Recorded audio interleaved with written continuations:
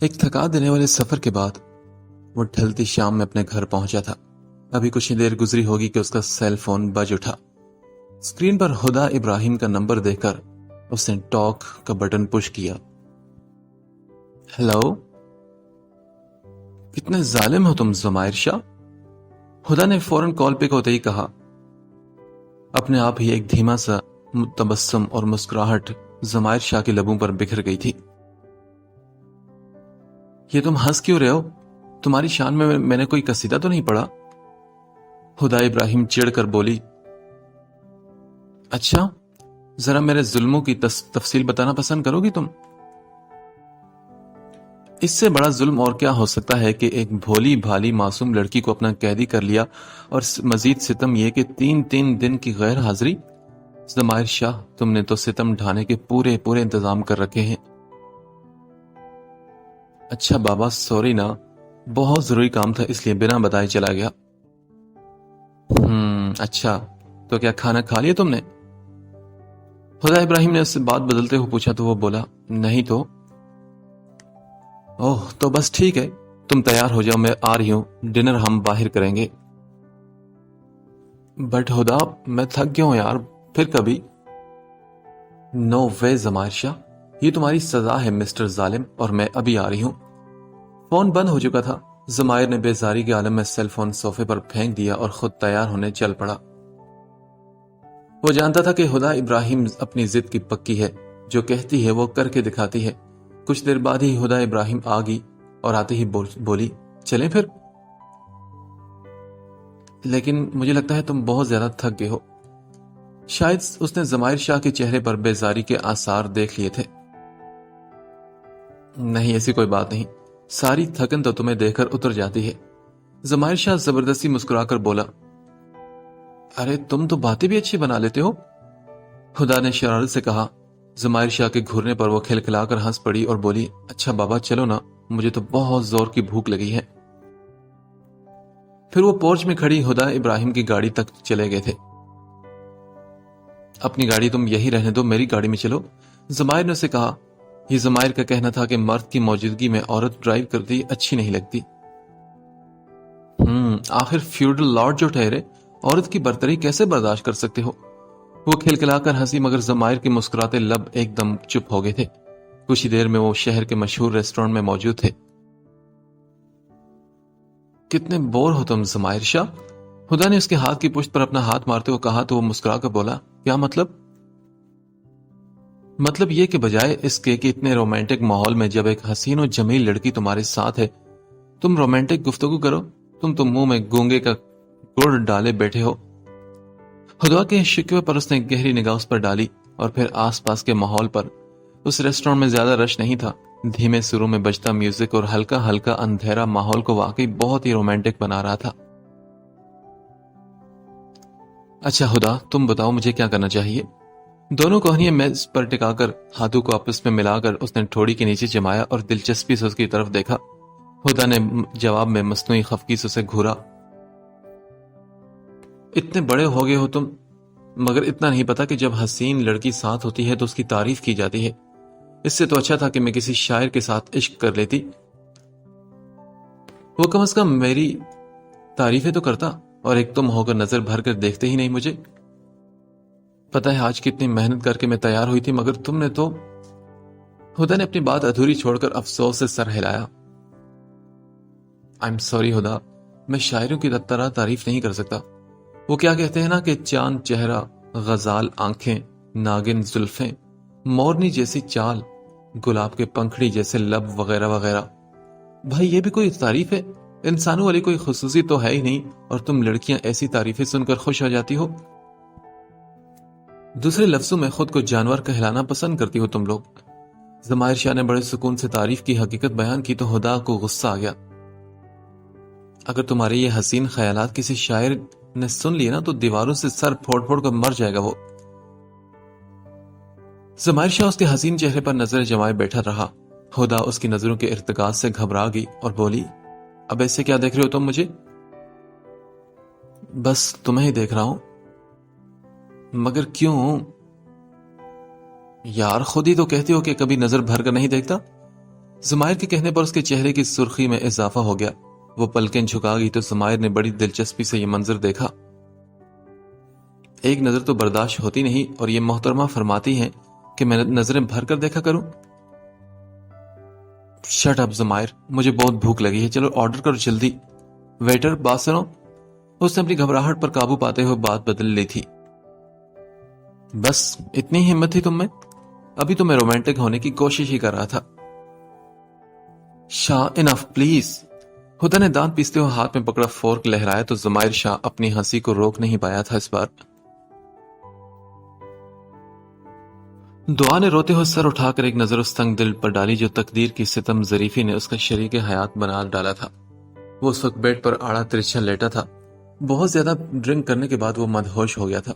تھوڑی دیر بعد اس کے منہ سے کسی ستارہ بائی کے لیے تعریفی باتیں بھی نکلتی. پان کھانے کی وجہ سے اس کے ہونٹ سرخ ہو رہے تھے. وہ کہے بنا رہ نہ سکی, یہ آپ نے کیا حالت بنا رکھی ہے آپ نے سکندر. ارے ہٹ پرے منحوس عورت. سکندر نے اس کے دائیں گال پر تھپڑ مارا اور اسے دور دھکا دے دیا. وہ دیوار کا سہارا لے کر سنبھل گئی, ورنہ وہ جس حالت میں تھی یہ اس کے اور بچے کے لیے خطرناک ثابت ہو سکتا تھا. تب سے وہ ایک کونے میں منہ چھپائے رو رہی تھی.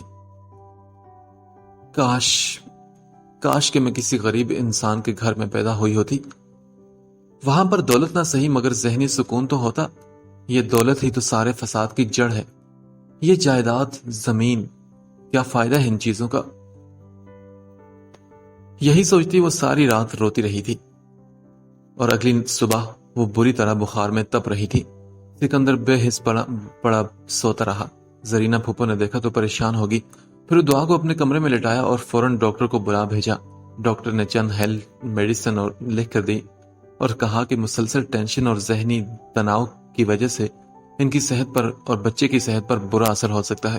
انہیں کھلایا پلایا کریں اور فکروں سے دور رکھنے کی کوشش کریں. اور ان کا بی پی بھی اچھا خاصا لو ہے جو اس حالت میں مزید خطرناک ثابت ہو سکتا ہے. ان کا ریگولر چیک اپ بہت ضروری ہے. ڈاکٹر ہدایات دے کر چلی گئی. زرینہ پھوپھو نے ایک نظر بے ہوش پڑی دعا پر ڈالی. اس کی آنکھیں اندر کو دھنسی ہوئی تھی. اس کے چہرے پر گہرے ہلکے تھے اور اس کی رنگت زرد ہو چکی تھی. وہ دعا کی حالت سے نظریں چرا گئی تھی. وہ جانتی تھی کہ اس کی حالت کا ذمہ دار کوئی اور نہیں, ان کا اپنا بیٹا ہے. شادی کے وقت انہیں بھی اپنے بیٹے میں کوئی برائی نہیں نظر آتی تھی.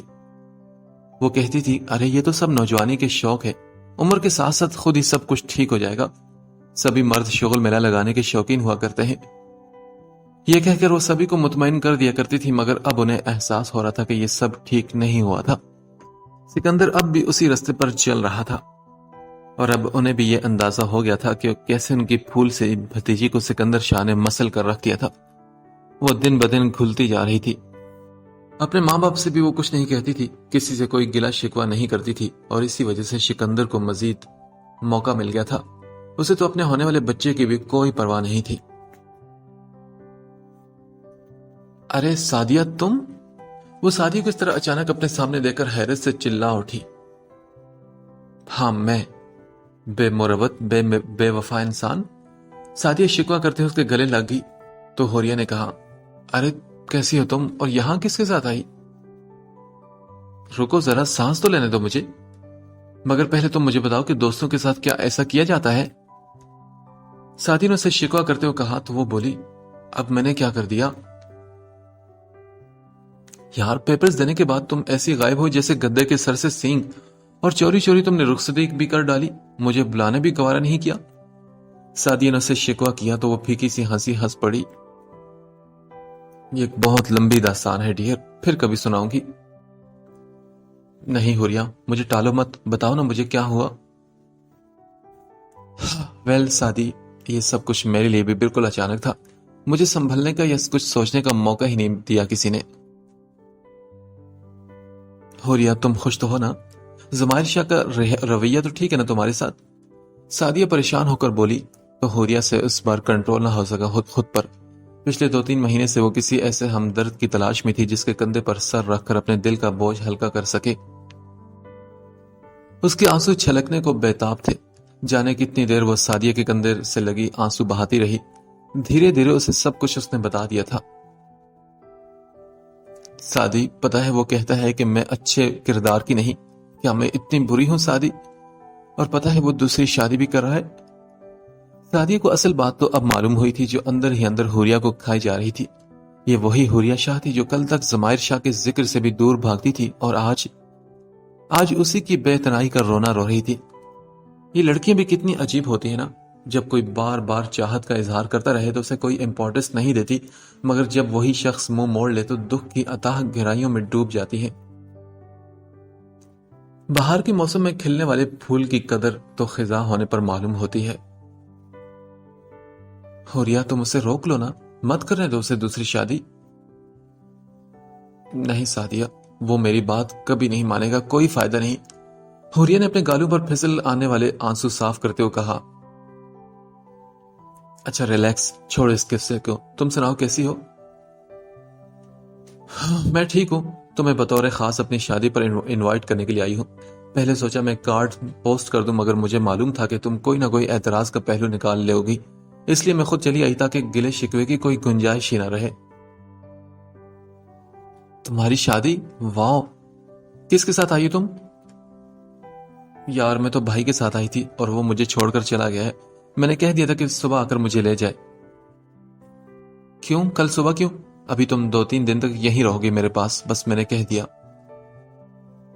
ارے کچھ عقل کے ناخن لو لڑکی، 15 دن بعد میری شادی ہے اور ابھی تو مجھے مایوں بھی بیٹھنا ہے۔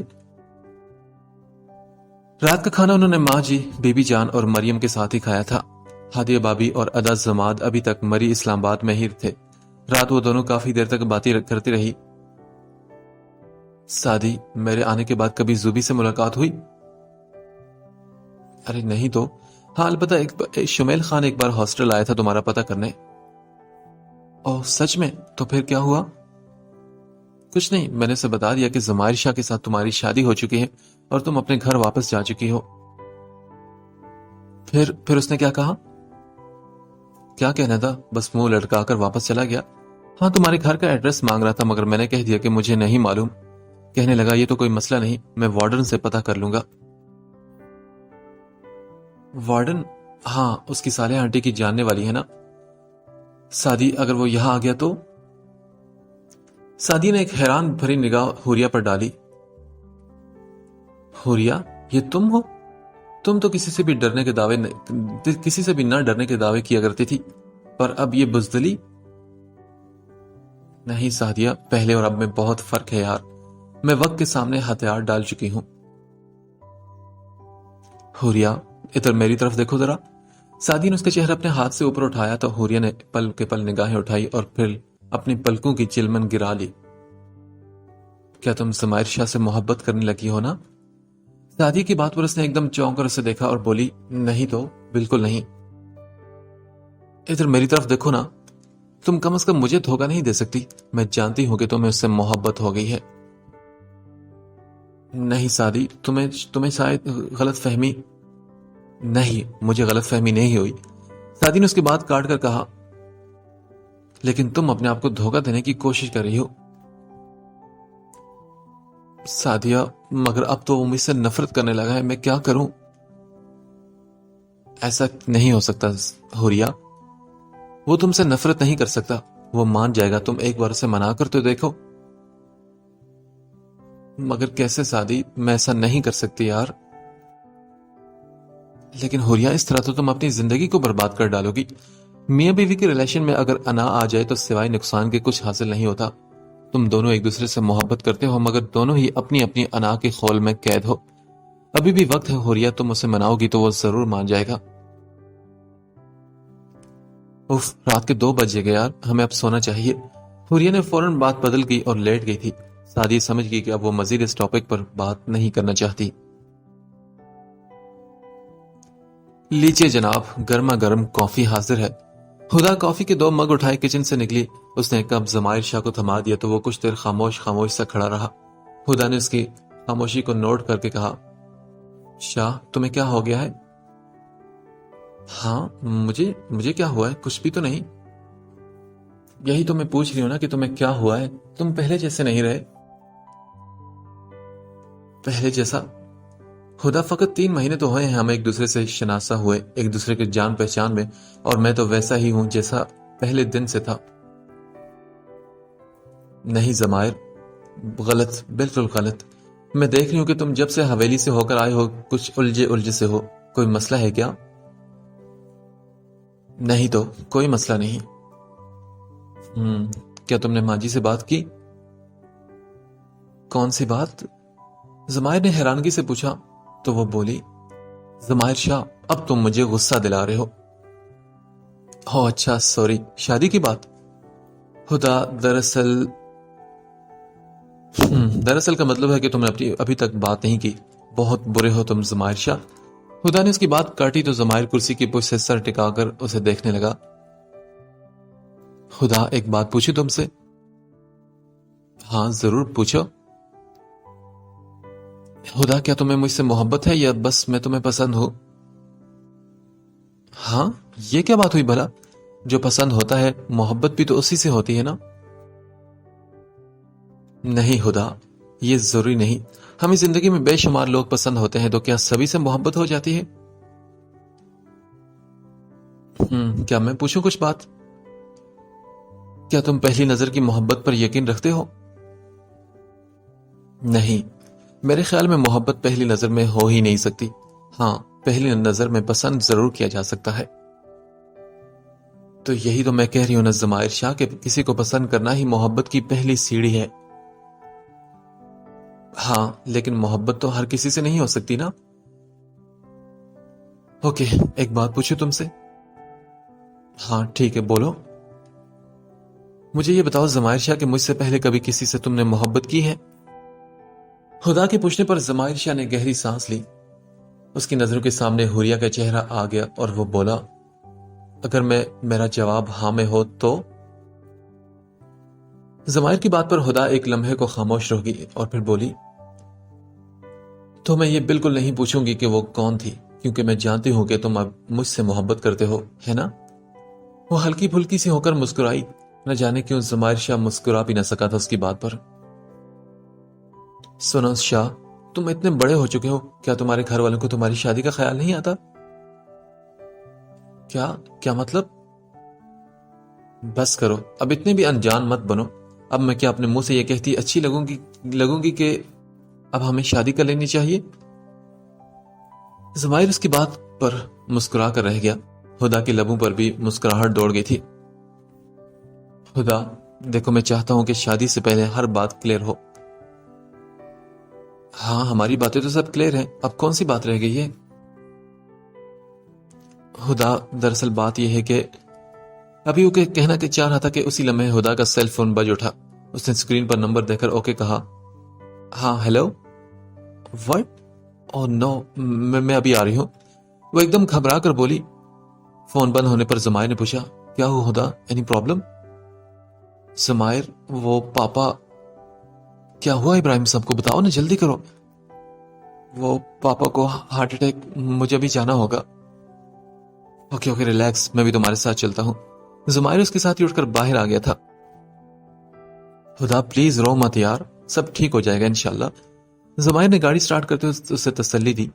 وہ گاڑی میں بیٹھی اپنے ہونٹ کاٹتی رہی۔ آنسو اس کے گالوں سے پھسل کر اس کی گود میں رکھے اس کے ہاتھوں کو بھگو رہے تھے۔ سنو حوریہ شاہ، شادی میں تم ضرور آنا اور ضمائر بھائی کو بھی ساتھ لے کر آنا، سمجھی تم؟ محبتوں میں انا نہیں چلتی، یہ بات یاد رکھنا۔ جاتے سمے سعدیہ نے اسے پھر سے سمجھایا تو وہ دھیرے سے مسکرائی۔ سعدیہ کو رخصت کر کے وہ اپنے کمرے میں آئی تو حوریہ کی نگاہ ایک پل کو سائڈ ٹیبل پر بڑی ضمائر شاہ کی تصویر پر ٹھہر گئی۔ دھیمی سی مسکراہٹ اپنے لبوں پر سجائے، نگاہوں میں غرور اور ہر انداز سے ٹپکتا وقار اسے بے حد پرکشش بنا رہا تھا۔ وہ بیڈ پر بیٹھ گئی اور اس کا فریم اٹھا لیا۔ وہ تم سے نفرت نہیں کر سکتا، ضمائر شاہ صرف تم سے محبت کرتا ہے۔ تم اسے مناؤ گی تو وہ مان جائے گا۔ سعدیہ کی باتیں اس کے ذہن اور اس کے دل کے دروازوں پر دستک دینے لگی۔ مگر اب کیا فائدہ حوریہ شاہ، جب منانے کا وقت تھا وہ تم نے جھوٹی انا اور نفرت کی نظر کر دیا۔ وہ تو دوسری شادی کر کے خوش ہوگا نا، خدا ابراہیم کے ساتھ اپنی زندگی کو انجوائے کر رہا ہوگا۔ یہی باتیں سوچتے اسے پتہ بھی نہ چلا کہ کب اس کی آنکھوں سے آنسو بہ نکلے۔ میں ہار گئی ضمائر شاہ، میں ہار گئی۔ اس کی تصویر کو سینے سے لگا کر وہ رو پڑی۔ حوریا، کیا ہوا بچے؟ ماں جی کی آواز پر وہ چونکی۔ وہ یوں شرمندہ ہوئی جیسے چور چوری کرتے ہو رنگے ہاتھوں پکڑا گیا ہو۔ جی ماں جی، سب ٹھیک ہے نا؟ تصویر کو ایک طرف رکھ کر وہ ان سے پوچھنے لگی۔ تم نے مجھے بتایا کیوں نہیں بچے؟ کیا ماں جی، کیا نہیں بتایا میں نے؟ یہی میرے بچے کہ تم زمائر شاہ سے الگ نہیں رہ سکتی۔ نہیں، میں نے کب یہ کہا؟ ہاں تو اس کا کیا مطلب سمجھوں؟ یہ رونا، تصویروں سے باتیں کرنا؟ میں بھی کتنی بیوقوف ہوں، مجھے تمہیں زمائر شاہ کے ساتھ ہی بھیجنا چاہیے تھا۔ نہیں ماں جی، میں یہی ٹھیک ہوں نا۔ بس کرو، ایک تو وہ نالائق ہے جو شہر جا کر بیٹھ گیا ہے، اتنے دن لگا دیے، نہ کوئی فون نہ خیر خبر۔ کل شام کو سماد اور ہادیہ واپس آ رہے ہیں، میں زمائر کو بلاتی ہوں کہ تمہیں اپنے ساتھ لے کر جائے۔ مگر ماں جی، مجھے یہاں کوئی مسئلہ نہیں نا، میں خوش ہوں یہاں پر۔ اچھا، جو خوش ہوتے ہیں نا ان کے چہرے تمہاری طرح بے رونق نظر نہیں آتے۔ تم اپنی ضروری پیکنگ کر لینا، مریم کا چیک اپ بھی کروانا ہے، چند ایک روز میں ہم بھی شہر آئیں گے۔ ماں جی یہ کہہ کر اٹھ کھڑی ہوئی اور حوریہ شرمندگی محسوس کرنے لگی۔ دل کی چوری پکڑے جانے پر وہ کافی شرمندہ ہو چکی تھی۔ ابراہیم بیگ کو ہونے والا ہارٹ اٹیک اتنا شدید تھا کہ ڈاکٹرز نے کہہ دیا تھا کہ انہیں بے حد محتاط رہنے کی ضرورت ہے۔ خدا نے تو رو رو کر اپنا برا حال کر دیا تھا۔ ہر باپ کی طرح ابراہیم بیگ بھی چاہتے تھے کہ ان کی زندگی میں ہی خدا اپنے گھر کی ہو جائے۔ زمائر شاہ انہیں ویسے بھی شروع دن سے ہی پسند تھا۔ ان کا اتنا بڑا کاروبار تھا اور وہ کسی با اعتبار بندے کو یہ کاروبار سونپنا چاہتے تھے۔ بیٹی کی پسند ان کی بھی پسند تھی۔ بیٹا، اب میں مزید ایک لمحہ بھی ضائع نہیں کرنا چاہتا۔ میری خواہش ہے کہ مرنے سے پہلے خدا کو اس کے گھر کا کر دوں۔ پاپا پلیز، ایسی باتوں کا وقت نہیں ہے یہ، آپ ٹھیک ہو جائیں تو سب کچھ۔ نہیں بیٹا، زمائر میں چاہتا ہوں کہ جلد سے جلد تم دونوں کا نکاح کر دوں۔ وہ خدا کی بات کو کاٹ کر زمائر سے بولے۔ وہ تو ٹھیک ہے سر، پر میرے گھر والوں کا اتنی جلدی آنا ممکن نہیں۔ لیکن کیوں بیٹا؟ دراصل سر، میری کچھ فیملی پرابلمز ہیں، ہمارا خاندان کچھ روایت پرست ہے، اس لیے کچھ وقت تو لگے گا نا۔ کیا تم خدا سے شادی کرنا چاہتے ہو؟ انہوں نے ڈائریکٹ سوال کیا تو وہ بولا، ہاں سر، آف کورس۔ تو پھر ٹھیک ہے، تم خدا سے نکاح کر لو، رخصتی وغیرہ کا بعد میں طے کر لیں گے۔ مجھے اب ایک لمحے کا بھی بھروسہ نہیں زندگی پر، نہ جانے کب موت آ جائے۔ کم از کم مجھے یہ اطمینان تو ہوگا کہ میری بیٹی محفوظ ہاتھوں میں ہے۔ کل صبح پہلا کام یہی کرنا ہے ہم لوگوں نے۔ ٹھیک ہے سر، جیسے آپ چاہیں، میں چلتا ہوں اب، انشاءاللہ کل صبح حاضر ہو جاؤں گا۔ اور خدا، اگر کوئی پرابلم ہو تو مجھے فوراً کال کر لینا۔ خدا حافظ۔ خدا اسے باہر چھوڑنے تک آئی تھی۔ اور ہاں، اپنا خیال رکھنا، کوئی فکر کرنے کی ضرورت نہیں۔ زمائر کے کہنے پر وہ دھیرے سے مسکرائی۔ گاڑی مین روڈ پر ڈالتے ہوئے وہ عجیب خالی ذہن کی کیفیت میں تھا۔ یوں ہی ہاتھ بڑھا کر اس نے کیسٹ پلیئر آن کر دیا۔ اس کے پاس غزلوں کی بہترین کلیکشن تھی۔ وہ عشق جو ہم سے روٹھ گیا، اب اس کا حال بتائیں کیا۔ فریدہ خانم کی آواز اس کے دل کے تاروں کو دھیرے دھیرے چھیڑنے لگی۔ وہ لب پیچھے یہ غزل سنتا رہا۔ یہ اس کی پسندیدہ غزل تھی۔ اسے خالی پن کا احساس ہو رہا تھا۔ وہ نہیں جانتا تھا کہ اس کی یہ کیفیت کس وجہ سے تھی۔ ہر کام تو اس کی مرضی سے ہو رہا تھا۔ اس نے حوریہ سے دوسری شادی کے اجازت نامے پر سگنیچر بھی لے لیے تھے۔ خدا اسے پسند تھی اور وہ اس سے شادی بھی کرنا چاہتا تھا۔ جلد یا دیر اسے خدا سے شادی تو کرنی ہی تھی، اور کل وہ خدا سے نکاح کرنے والا تھا۔ اس کا بزنس بھی بہت اچھی ترقی کر رہا تھا۔ بزنس کمیونٹی میں وہ اونچا مقام حاصل کر چکا تھا۔ بظاہر سب کچھ ٹھیک تھا، مگر پھر بھی کہیں نہ کہیں کچھ ایسا ضرور تھا جو اسے بے چین کیے ہوئے تھا۔ سب کچھ تھا اور جیسے کچھ بھی نہیں تھا۔ جب جسم ہی سارا جلتا ہو، پھر دامن دل کو بچائیں کیا۔ جب جسم ہی سارا جلتا ہو، پھر دامن دل کو بچائیں کیا۔ اس نے بار بار یہ شعر سنا۔ سائیں، کھانا لگاؤں کیا؟ اس کے اندر داخل ہوتے ہی ملازمہ نے اس سے پوچھا تو وہ نام سر ہلاتا اپنے بیڈ روم کی طرف بڑھ گیا۔ اس رات وہ دیر تک جاگتا رہا۔ بظاہر تو اس کی نگاہیں ٹی وی اسکرین پر تھی، مگر ذہن کہیں اور تھا۔ وہ سونے کے لیے لیٹا تو دھیان ایک دم خدا کی طرف چلا گیا۔ آنکھیں بند کی تو حوریہ کا چہرہ نگاہوں کے سامنے گھوم گیا. اس نے گھبرا کر آنکھیں کھولی. اسی آنکھ مچولی میں جانے کب اس کی آنکھ لگ گئی تھی. اگلی صبح موبائل بجنے پر اس کی آنکھ کھلی. عاشر کے نمبر سے کال تھی. عاشر اس کا ایک دوست تھا اور رات میں ہی اس نے عاشر کو فون کر کے صبح آنے کا کہا. ہاں عاشر بولو, سب خیریت تو ہے؟ نہیں یار ضمائر, میرے بہنوئی کا انتقال ہو گیا ہے اور اس وجہ سے میں آ نہیں سکتا. میں اور میرے گھر والے کہیں جا رہے ہیں. وہ شاید رستے میں تھا کیونکہ اس کے بیک گراؤنڈ میں ٹریفک کا شور بھی تھا. اوہ ویری سیڈ.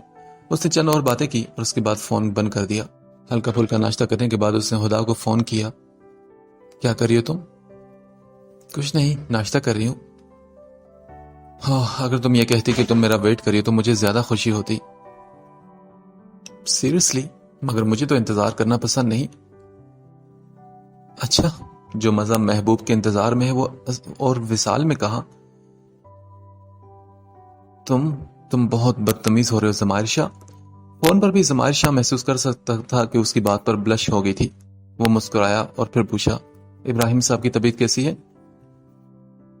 پہلے سے بہتر ہے, بہت زیادہ. ٹھیک ہے, میں کچھ دیر میں آ رہا ہوں تمہارے پاس. یہ کہہ کر اس نے فون بند کر دیا. 12 بجے کے قریب وہ گھر سے نکلا. اس نے گاڑی میں بیٹھنے سے پہلے ایک بار مڑ کر دیکھا. اس کے ذہن میں وہ منظر صاف نظر آ گیا تھا جب آخری بار حوریہ کو اس نے دیکھا تھا. برآمدے میں بچھی لکڑی کے قدیم طرز کے تخت پر بیٹھی, نگاہیں ایک جگہ پر رکھے, وہ سر جھٹک کر گاڑی میں بیٹھ گیا تھا. گیٹ سے نکلتے ہوئے ایک بار پھر بیک ویو میرر پر اس نے نظر ڈالی تو وہ اسی کی طرف دیکھ رہی تھی. اداسی کا تاثر اس کی آنکھوں میں تیرتا ہوا نظر آیا. ضمائر شاہ نے بڑی زور و شور سے سر جھٹکا اور فوراً گاڑی اڑا کر لے گیا. ماں جی, مریم اور حوریہ سلمان شاہ کے ہمراہ شہر کے لیے صبح 9 بجے روانہ ہوئے تھے. تقریباً 1:30 بجے وہ ضمائر شاہ کے گھر کے گیٹ پر موجود تھے. چوکیدار نے جلدی سے گیٹ کا دروازہ کھولا تو آن کی آن میں سبھی ملازمین بھی اکٹھے ہو گئے. حوریہ شاہ اندر جاتے ہوئے عجیب سے کیفیت کا شکار ہو رہی تھی. اسے لگا کہ ابھی کہیں سے ہدا ابراہیم نکل آئے گی اور پوچھے گی کہ آپ کون ہیں جو منہ اٹھا کر میرے گھر میں گھس آئے ہیں. حوریہ, بچے ابھی تک باہر کیوں کھڑی ہو, اندر آؤ نا. سلمان شاہ نے رک کر اسے پکارا تو وہ چونک گئی. ابھی تک وہ برآمدے کی سیڑھیوں پر کھڑی تھی. ماں جی اور مریم اندر جا چکی تھی. مریم, تم کچھ دیر آرام کر لو, بیٹھے بیٹھے تھک گئی ہوگی. اور حوریہ بیٹے, تم بھی جا کر آرام کرو. ماں جی نے دونوں سے بات کرتے ہوئے کہا اور پھر مڑ کر ملازموں کو کھانے وغیرہ کی ہدایات دینے لگی. سلمان شاہ اور اس کے پیچھے پیچھے مریم بھی اٹھ کر چلی گئی. ماں جی, آپ بھی تو تھکی ہوئی ہیں نا, حوریہ نے ان سے کہا تو وہ بولی. میری فکر مت کرو, تم جا کر آرام کرو. میں جب تک اپنے بیٹے کی صورت نہیں دیکھوں گی مجھے چین نہیں آئے گا. ماں جی کے یہ کہنے پر اٹھ کر اندر چلی گئی. نرم اور گداز بیڈ پر لیٹے ہوئے اسے کافی دیر ہو گئی تھی مگر اسے نیند نہیں آ رہی تھی. اس کے دل کی کیفیت بھی عجیب ہونے لگی. وہ اٹھ کر ادھر ادھر ٹہلنے لگی. عجیب سی بے چینی تھی اس کے دل میں, کسی انہونی کے ہونے کا دھڑکا لگا تھا. وہ گھبرا کر باہر نکل آئی. کچن میں خانسامہ کھانا بنا رہا تھا. اس نے فریج سے ٹھنڈے پانی کی بوتل نکالی مگر 2 گھونٹ بھر کر واپس رکھ دی. صاحب دفتر سے کب تک واپس آ جاتے ہیں؟ اس نے سامنے سے گزرتی ملازمت سے پوچھا. وہ اب لاؤنج میں رکھے صوفے پر بیٹھ چکی تھی.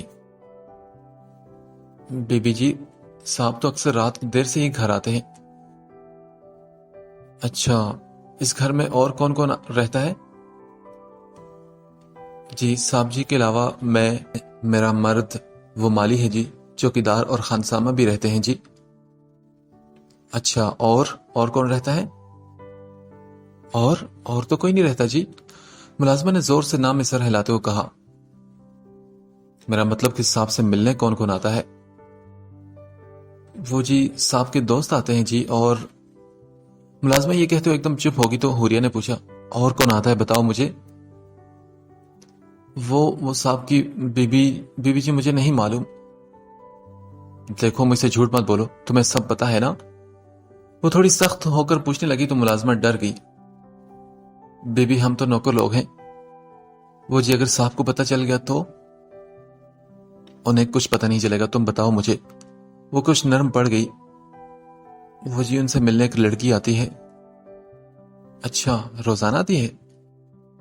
ہاں جی, کبھی کبھی تو سارا دن یہی رہ جاتی ہے اور کبھی آ کر صاحب کو اپنے ساتھ لے کر بھی جاتی ہے. اچھا, تو کیا وہ رات کو بھی یہی ہوتی ہے؟ ना जी ना, मैंने कभी नहीं देखा कि वो रात को भी रुकी हैं। अच्छा ठीक है, तुम जाओ। मुलाजिमों को भेजकर वो सोफे की पुश से सर टिकाकर बैठ गई और सोचने लगी कि ज़माइर शाह कितने चालाक हो तुम। दूसरी बीवी को अलग घर में रखा है ना, ताकि किसी को शक न हो। दीवार पर लगी घड़ी पर उसने देखा तो 4 बज रहे थे। उसी लम्हे फोन बज उठा, मगर वो यूं ही बैठी रही। उफ़्फ़ो हुरिया, फोन इतनी देर से बज रहे, उठा क्यों नहीं रही तुम? सलमान शाह ने गुस्से में अंदर से बाहर निकलकर कहा। हेलो, जी हाँ, ये उन्हीं का घर है। क्या? कौन से हॉस्पिटल में? ठीक है, मैं अभी आता हूँ। सलमान शाह फोन रखकर जल्दी से पलटा। अदा, क्या हुआ? सब ठीक तो है ना? हुरिया उसके चेहरे पर परेशानी देखकर पूछने लगी। हॉस्पिटल से फोन था, ज़माइर का एक्सीडेंट हो गया है। क्या? ये क्या कह रहे हैं आप अदा? कहां पर? मैं इस वक्त हॉस्पिटल जा रहा हूं, तुम परेशान मत होना। नहीं रुके, मैं भी आपके साथ चलूंगी। हुरिया को पता भी ना चला कि कब उसके आंसू बह निकले। नहीं, अभी नहीं, मैं पहले खुद जाऊंगा और वहां पहुंचकर तुम्हें फोन कर दूंगा। माँ जी और मरियम को अभी कुछ मत बताना। सलमान शाह मोबाइल और गाड़ी की चाबी उठाता बाहर की तरफ दौड़ा तो हुरिया गुमसुम से रह गई थी। बिल आखिर अनहोनी हो गई थी। नहीं ज़माइर शाह, तुम ऐसा नहीं कर सकते, ये बिल्कुल बेईमानी है। वो चाहते हुए भी अपनी चीखों का गला घोंट न सकी। माँ जी और मरियम उसके चिल्लाने पर दौड़ी चली आई थी।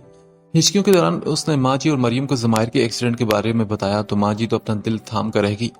मरियम की अपनी हालत ऐसी न थी कि इतना शौक बर्दाश्त कर सकती, मगर उसने ये खुद को बड़ी मुश्किल से कंपोज किया और सलमान शाह के मोबाइल पर रिंग की। सलमान, अदा ठीक तो है ना? कोई खतरे की बात तो नहीं? नहीं, वो अब खतरे से बाहर है, तुम प्लीज टेंशन ज्यादा मत लो, अभी कुछ देर में से होश आ जाएगा।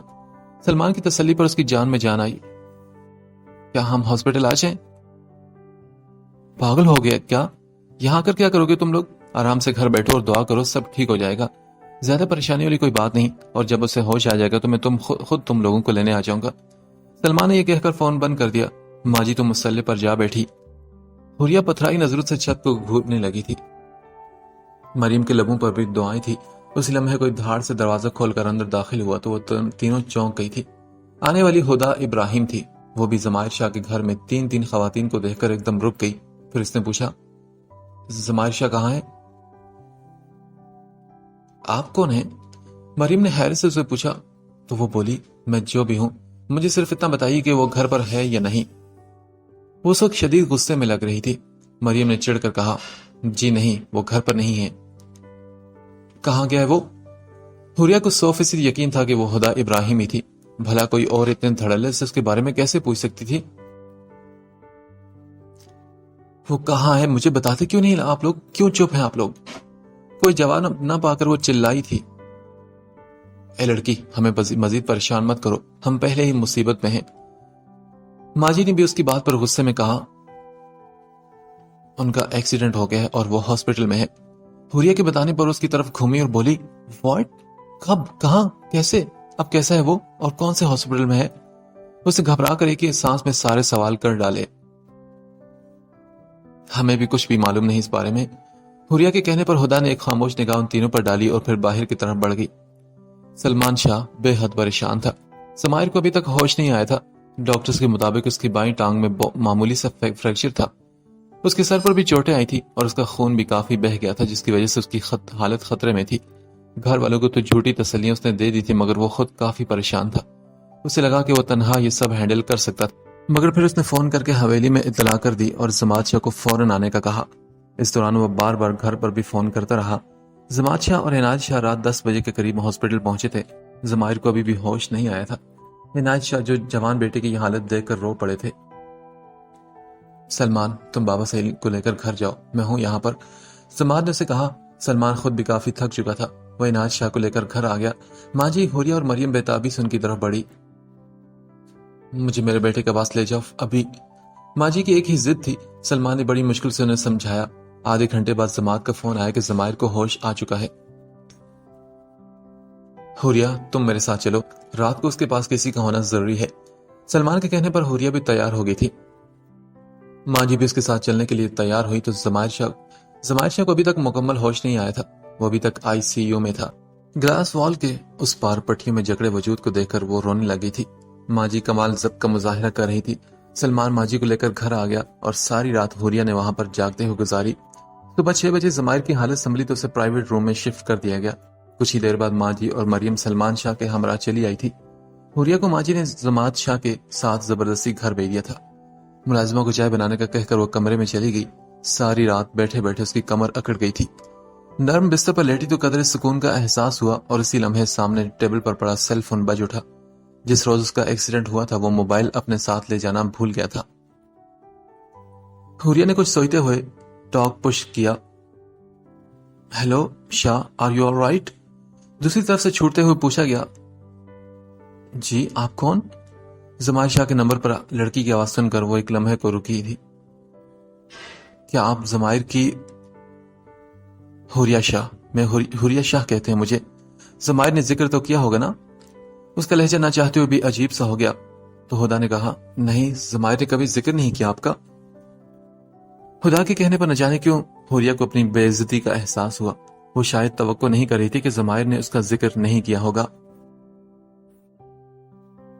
کیا آپ مجھے بتا سکتے ہیں کہ وہ اس وقت کون سے ہاسپٹل میں ہے؟ مسلسل خاموشی سے تنگ آ کر ہدا نے پوچھا تو حوریہ نے کہا، ایک بات پوچھوں آپ سے؟ جی پوچھئے۔ زمائر تو آپ سے شادی کرنے والا تھا نا؟ جی ہاں کرنے والا تھا، مگر آپ کو کیسے پتا؟ مجھے سب پتا ہے، وہ یہ بات میرے علاوہ کسی سے کر ہی نہیں سکتا تھا۔ ایک زخمی سی مسکراہٹ اس کے لبوں پر بکھر گئی تو ہدا نے پوچھا، لیکن آپ نے بتایا نہیں کہ آپ کا زمائر سے رشتہ کیا ہے؟ یہ تو آپ اسی سے پوچھئے گا کہ وہ صحیح طور پر بتا سکے گا۔ اینی وے ہاسپٹل کا نام اور روم نمبر میں آپ کو بتا دیتی ہوں۔ ہدا سے بات کرنے کے بعد وہ موبائل ہاتھ میں لیے کچھ دیر اسے گھورتی رہی، پھر اپنے ہینڈ بیگ میں سے اس کی اور چیزیں نکالی جو رات میں ہی اس نے زماد شاہ سے لے لی تھی۔ گاڑی کی چابیاں، والیٹ، گوگلز جو بری طرح ٹوٹ چکے تھے۔ اس نے والیٹ کھولا تو ہزار کے کرنسی کے نوٹوں کے علاوہ کریڈٹ کارڈز تھے، چند وزٹنگ کارڈز بھی تھے، زمائر کا آئی ڈی کارڈ بھی تھا۔ وہ کچھ دیر آئی ڈی کارڈ پر لگی اس کی تصویر کو دیکھتی رہی، پھر نہ جانے کیا ہوا کہ تمام چیزیں سمیٹ کر بیڈ کی دراز میں ڈال دی۔ میری نظر میں ہر وہ عورت کریکٹر لیس ہے جو اپنے شوہر یا منگیتر کے ہوتے ہوئے کسی دوسرے مرد کی طرف بڑھتی ہے۔ مجھے دوسری شادی کرنے کے لیے تمہاری اجازت کی ضرورت نہیں۔ شادی تو بہرحال مجھے ہدا ابراہیم سے کرنی ہی ہے۔ زمائر شاہ کی باتیں اس کے دماغ میں گونجنے لگی تو وہ فوراً گھبرا کر کمرے سے باہر نکل آئی۔